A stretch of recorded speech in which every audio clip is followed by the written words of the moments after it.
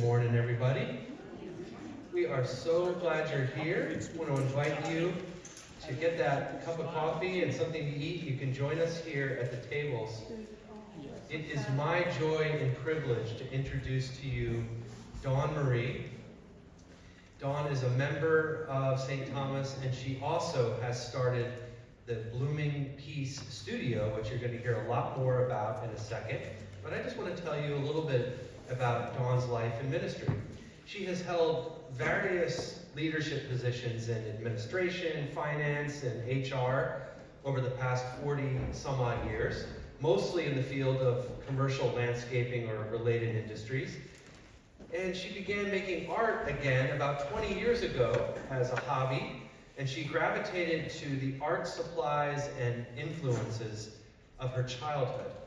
And she became so enamored with its transformational self-healing powers that she became certified as a restorative teaching artist. In 2007, she started an Art for Therapy program at the Broad Street Ministry for people in our area who are struggling below the poverty line. And after the unexpected loss of her teenage daughter in 2012 to a rare blood cancer, she became certified as a grief support specialist. She started a legacy project called Blooming Peace, partnering with community organizations and offering creative expression as grief support for well-being. Last fall, she was looking for a new faith community, and she Googled St. Thomas because she had been to the barn sales and thought the people there were very warm and welcoming. And instead of the church coming up immediately on that Google search, the divinely inspired algorithms brought her to the White Marsh Learning and Wellness Center. And a very short time after that, she was presented with the opportunity to open up an art studio right over here at White Marsh Learning and Wellness. She took a leap of faith. She's now devoted herself full-time to this endeavor. So please, friends, join me in welcoming Daune Marie, a member of St. Thomas and head of the Blooming Peace Studio.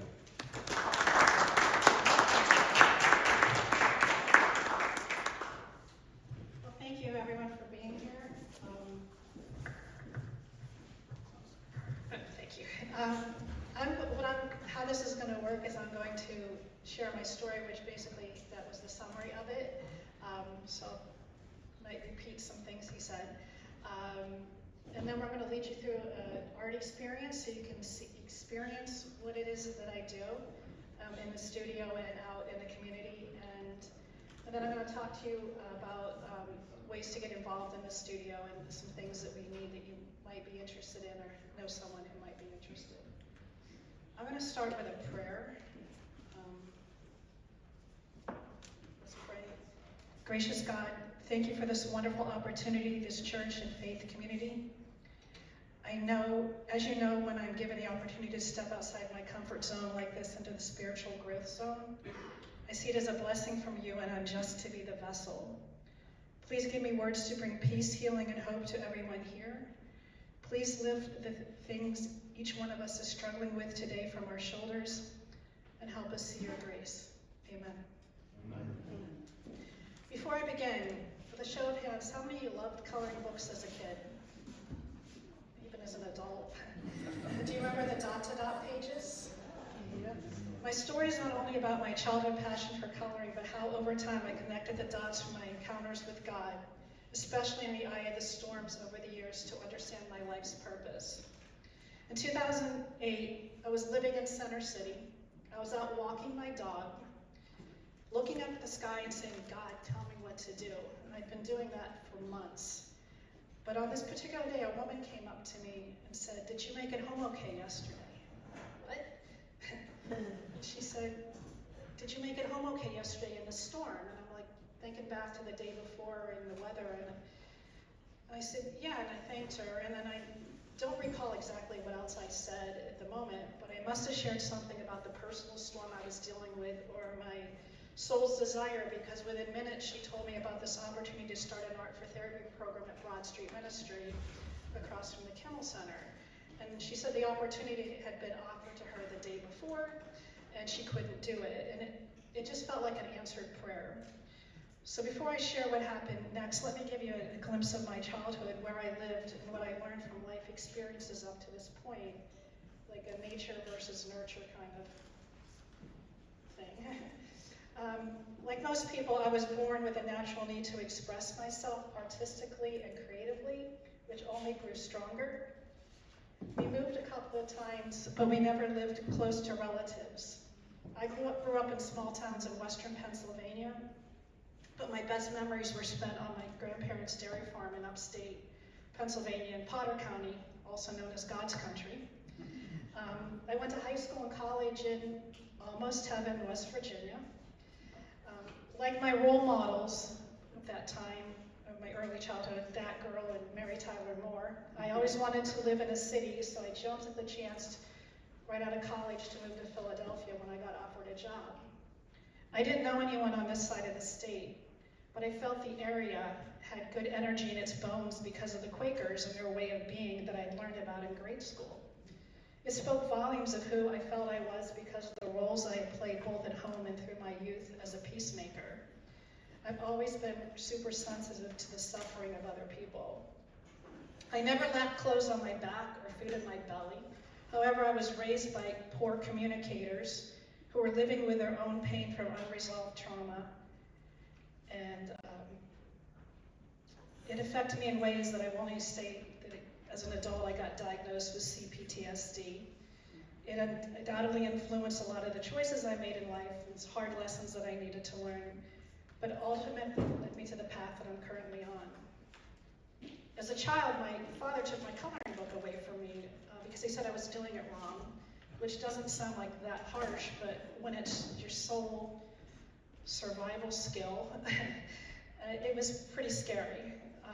This denial of self-expression was an everyday occurrence, and it was only a tiny example of the painful creative soul injuries that I endured because of someone else's limited beliefs or own pain. I wasn't coloring outside the lines. I had been enhancing all the characters' clothes with flowers, stripes, plaids, and various patterns inspired by my mother's art, which was sewing. I was replicating the clothes worn by my sister and me that she had made. With no coloring book, I moved outside to make art. I was using sticks and leaves and whatever else God and nature provided me with to make art. I would scoop out mud out of the creek beside my house and pack it on styrofoam cups and let it dry in the sun to make pottery. I made 60 years ago, I made this piece of art. Stomping on wildflowers and scotch taping it to a piece of fabric and making a frame out of a picture that I cut the center out of and colored it brown that I'd made at school.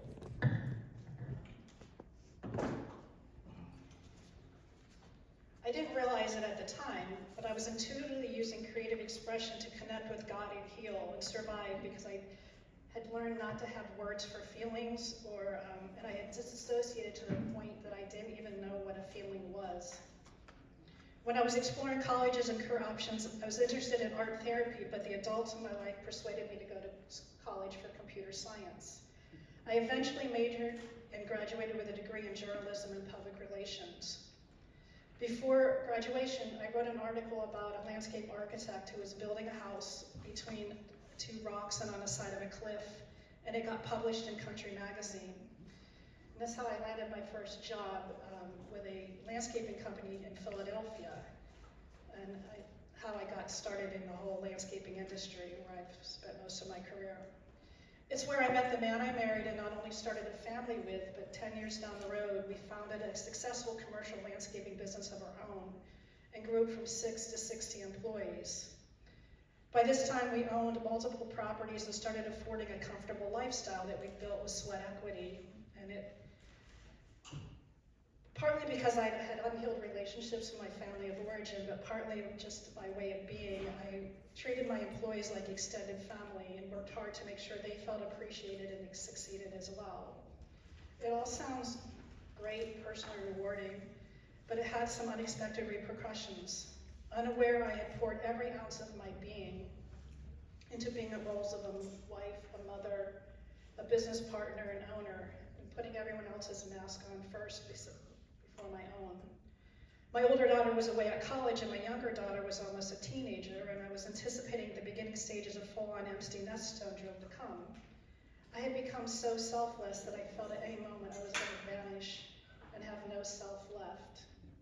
I began taking personal growth workshops and re-exploring making art again as a hobby, and what I could not express in words was showing up as images in my arts. Once again, the power of the art was mysteriously and intriguingly sustaining me and keeping me going. And it was like a healing self-discovery and also a connection to the great creator. So in 2008, I'm out walking my dog and talking to God to figure out what to do next because of someone else's unacceptable choices. My life had been Katrina, that's what I was calling it. Divorce had never been a word in my vocabulary, but as a role model to my two girls, I recently said separated from my husband. I hadn't stopped praying or giving up hope, but I knew I was on the verge of losing my marriage, my intact family, my home, my business, my role in it, and everything, so I thought.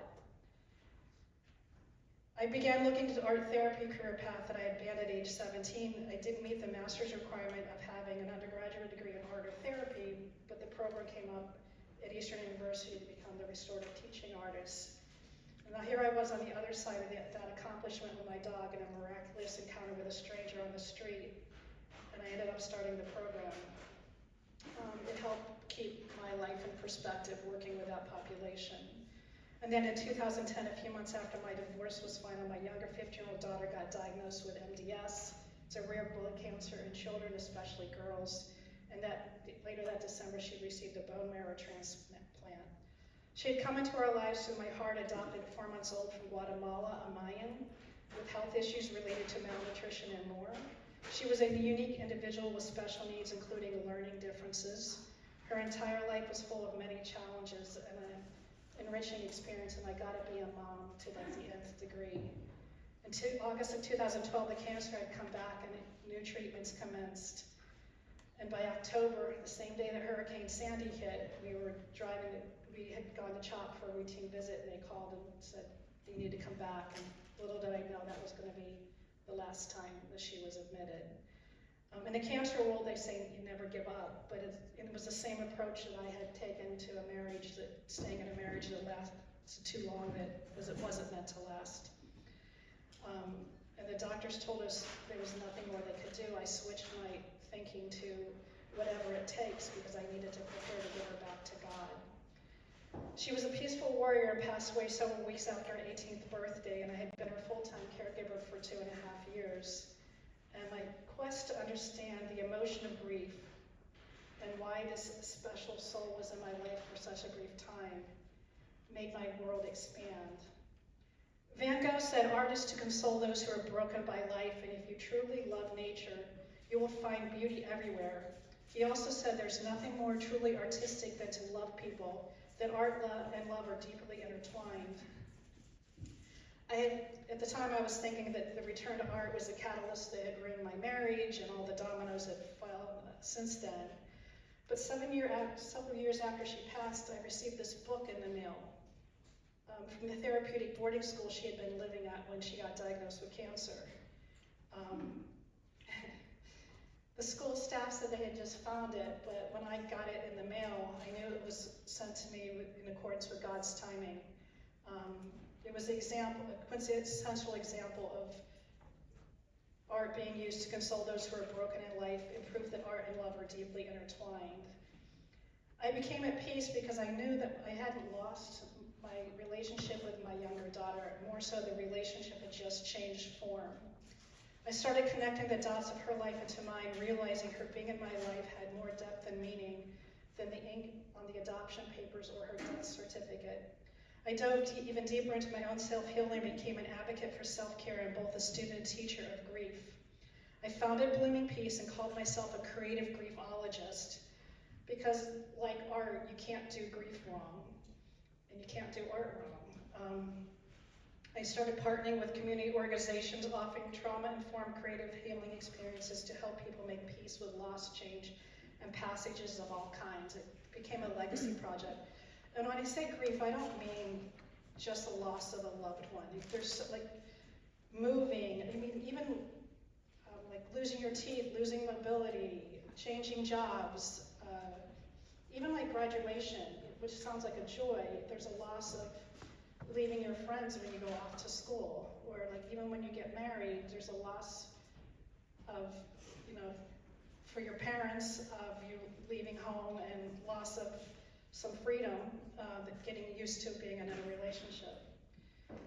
So over the next decade, this is something I've been doing on the side, to pay the bills, but it, you know, yeah, it didn't feed my soul. I mean, this fed my soul, but it didn't pay the bills. And so then, as Reverend Dave told me, you know, I came here, and I'll just share, like on 7/7 of last year, I came to the church. I just left another stormy relationship, and I had the song from Brandy Carlisle, "The Eye," in my head. And Reverend Dave preached on the eye of the hurricane, so I knew there was a sign that God wanted me in this place, and like the rest is history. Like he said, I had a meeting and opened the studio. So the project we're going to do today is called Kintsugi. It's this way the bowls are in front of you is honoring the scars and blessing the wounds of our life. Since we didn't have enough time to do all the breaking and gluing, I've been doing that since December. The job you have, or the project, is to use the gold paint pens. Choose a bowl that you want, that resonates with you. If you know, we don't get to choose our life, so if you prefer to choose one up here that's wrapped up as a mystery, you're welcome to do that too. It's really all about the metaphors. And on the papers in front of you, there's poems on one side about bowls. I mean, you can read through those, and just, you know, one of them says the bowl is for praying. I mean, these may become a prayer bowl for you, or a grief bowl, a blessing bowl, or a conversation piece to talk about your faith with someone else. It could be a gift for someone. However you choose to use it. I do tell it, even though they may say dishwasher and microwave safe on the bottom, they are not. Some people like a grief bowl to hold, like when they're grieving, just to hold the container for their tears. I think it could handle some tears, but not oceans of water. Some of them I did glue little, I'll call them sacred adornments on them if the area was too sharp or too big of a hole. Some of them I left the holes because that's where the light gets in. So I'm just going to let you dive in and find your bowl and start covering up the cracks, or I'll say that not covering up, actually, is enhancing the cracks with the gold paint markers. And on the back side, there's some more instructions for reflection, and then we're going to have, we'll have a discussion based on what your experience is. If you have any questions, let me know.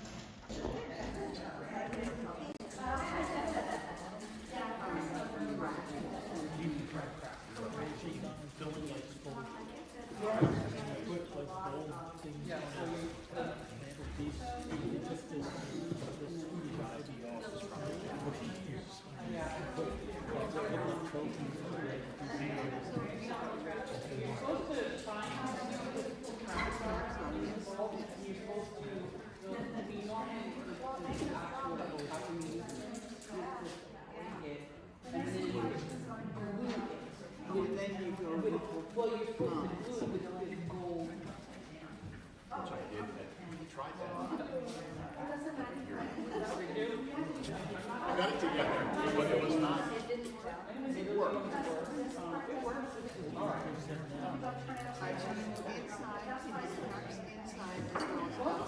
That's up to you. But yeah, I would think so.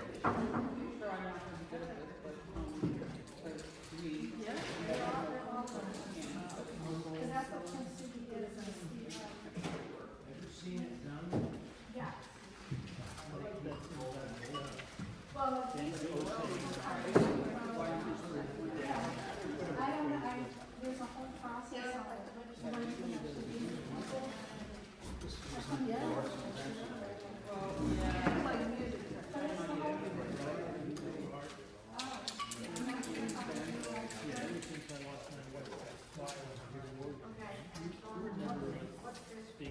just somehow brings that. That's why I was glad it was.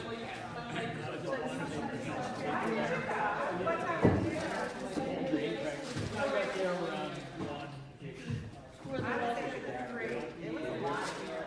He said there was some kind of all day, but I think it was short that.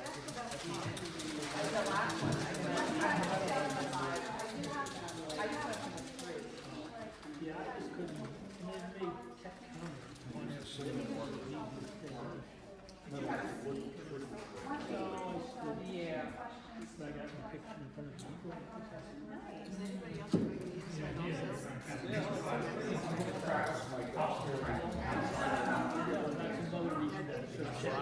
If I was smart, I think I would have done the inside. Oh, that's a good thought. I thought maybe. And then go to the outside. Well, that's.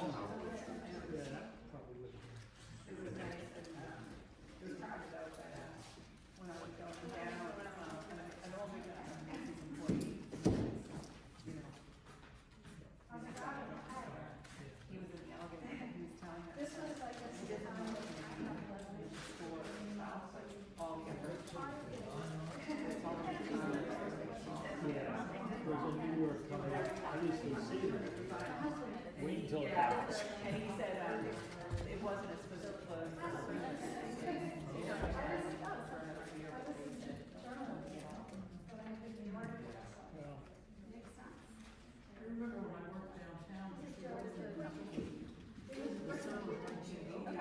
And I would sometimes run in there on my way home for the train or go at lunchtime. It was just like central to everything. I went there with my mom as a little kid, you know. I really did get lost, but it was not lost, it just showed me what we got. And eventually she'll show up. So sweet. And that was the goal. No, I was afraid she wasn't going to show up.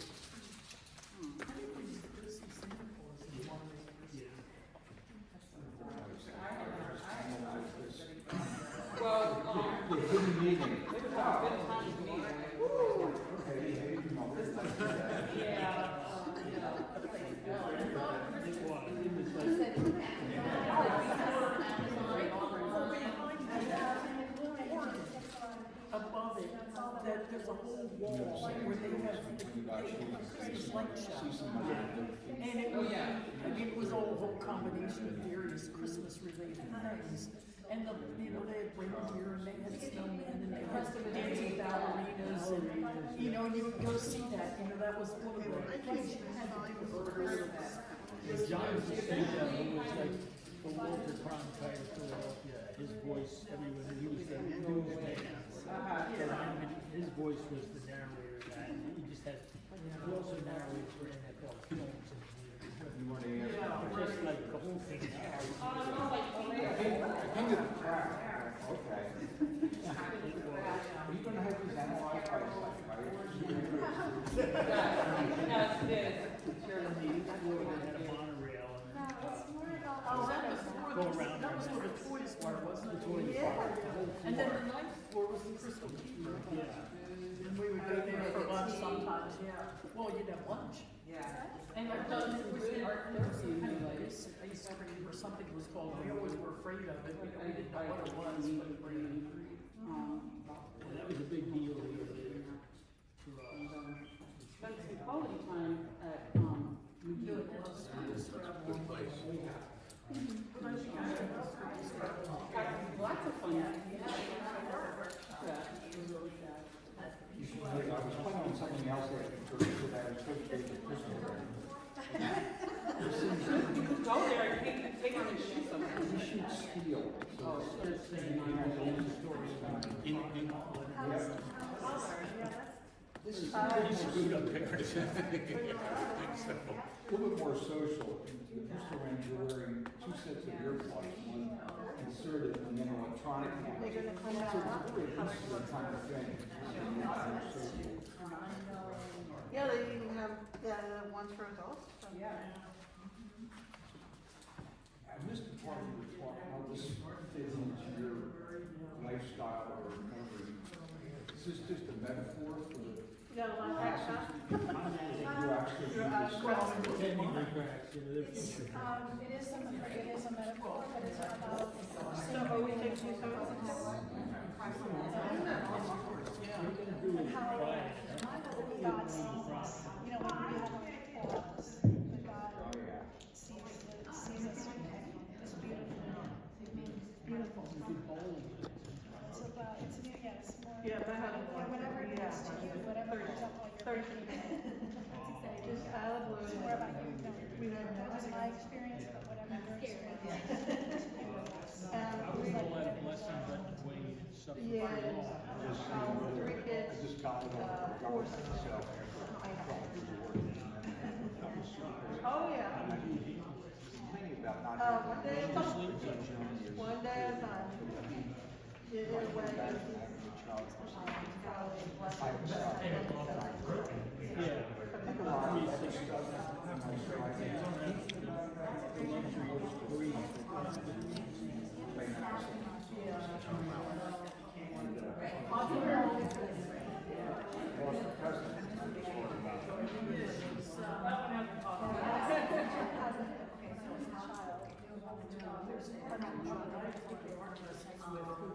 I grew up in a small Yeah, I know about that, but Yeah, which I ran into her, she's on the opposite side. Since they graduated from marriage. Was it Wendy I Day? joined this group in Buffalo. Northwest Jersey. And it's sort of centered in. Sports centered in.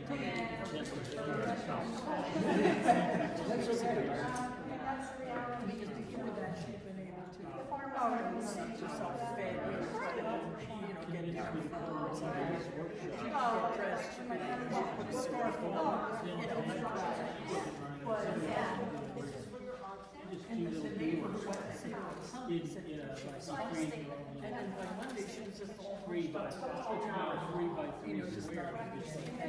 It was a feast. You know, just got In fact, that was you surprise yourself. So, lunch was the same way, dinner. Sometimes.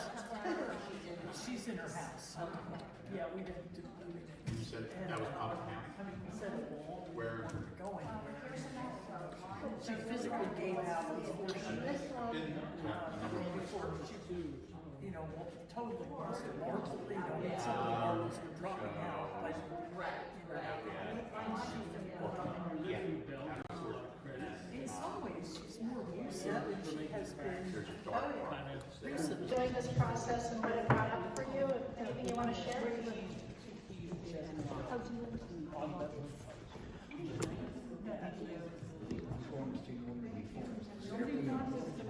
I love what you said, that grief is not just loss. When I heard that it's grief, count, like, grief are, therapeutic art, I love the idea that it's really anything and that this is This is a master loss checklist. There's over 200 losses on here. And it, death of a loved one is only one of them. Right. Thank you. Anyone else? Excuse me, we're talking about the reflection and what the process was like for you, what came up, what you want to share about making your bowl, any of the questions or the poetry that was offered. And I'm sorry, I didn't get you. Oh, sure. You want to share again? Oh, well, I don't need the microphone. I just said that, I wasn't sure what this was gonna be like, but I found it so therapeutic just to find, that it was hard to find cracks. Because this is very delicate, and it's kind of like in your own life, sometimes they're there and they're hard to see. And I love that it's not just grief of loss, it's just loss of anything. Thank you. I found it to be an opportunity to be a little creative in the crafts, do some drawings and just be whatever you want it to be. Anyone else? It's a celestial object. It doesn't have a beginning or an end. It's always got a horizon. And, you know, whatever you're doing on this end can continue on beyond where you can see at the moment, which is kind of neat. That's cool. And I guess the sky's the limit. She exceeded my limit there with the pen. Well, I got Sherry one end. Yeah, well, it looks beautiful though, what you did. As does your blouse. I like how it challenges you to create something that has no pattern to it, but you don't have to develop the design. Does that make sense? Like it's allowing you to create something out of the ordinary that kind of is happening organically. I also found it interesting that some of the cracks were very hard to see, so you had to really concentrate to find them, and then to fill them in. So I think sometimes that's our life as well. What's that? Sometimes that's our life as well. We have to look hard for the things that need to be repaired. Questions?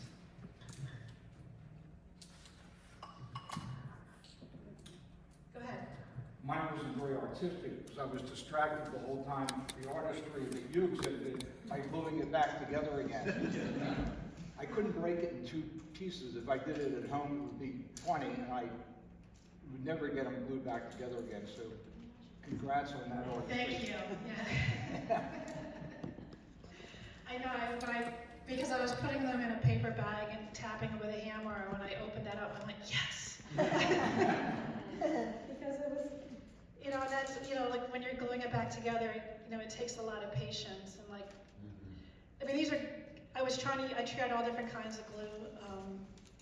I found Elmer's worked the best, which I know is not the best glue for glass, but it still took time for them to dry. It just was like holding better than the super glue, and I wasn't gluing my hands to the bowls. But there's like in life, there's like no quick fixes either. So there's a lot of, you know, because of time, we couldn't do the whole process. So I feel like you missed out on some of the experience, but like I don't know where these bowls were before the thrift shop, and I thought about the story behind them, and you know, the stories of our lives, kind of thing.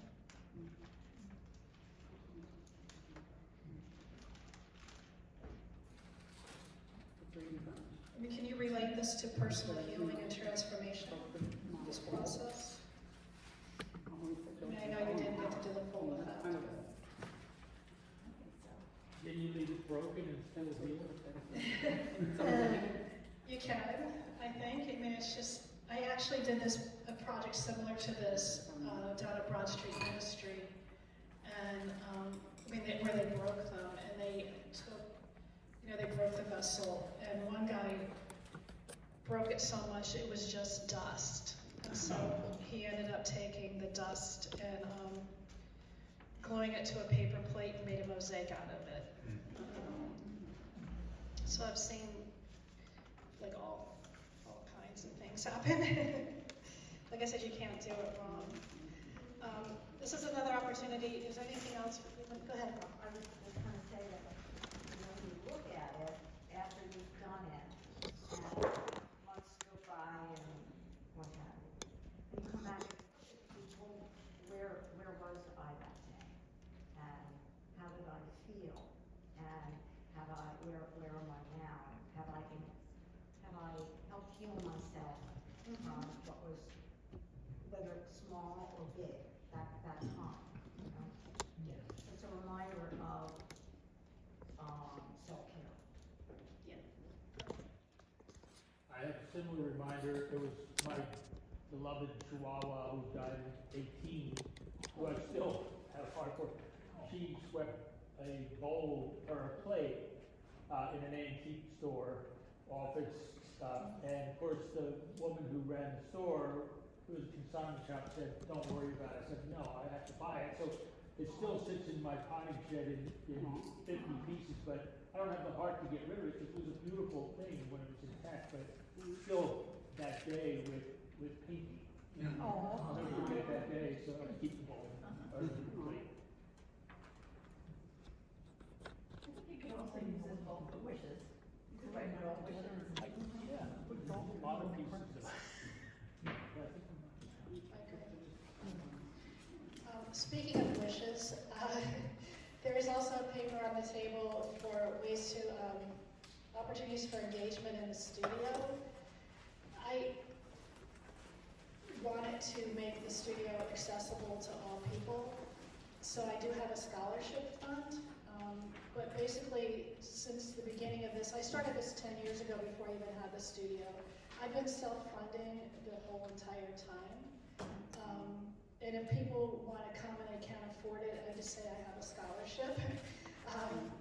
I have gotten some donations. I've done classes for free when for a donation when I first started. And I've exceeded, that fund, but it's just something I strongly believe in. I've seen how art and doing creative things has changed people's lives. If you know anyone that would like to come to classes, if you'd like to come to classes yourself, if you just want to come hang in the studio, because right now, since I'm just getting started, some of the enrollment is low, and just having an extra, like this Tuesday, I have a class called Be Unlonely. It's just for people to come in. It's like an open studio where they can make things and talk about, have conversations with people, talk about what they're making, what's going on in their lives. And I have one person signed up that I don't know who it is. So if you just want to be another warm body and meet someone, feel free to come into the studio. If you would like to facilitate a program, that's something we can work out. There's a lot of opportunities.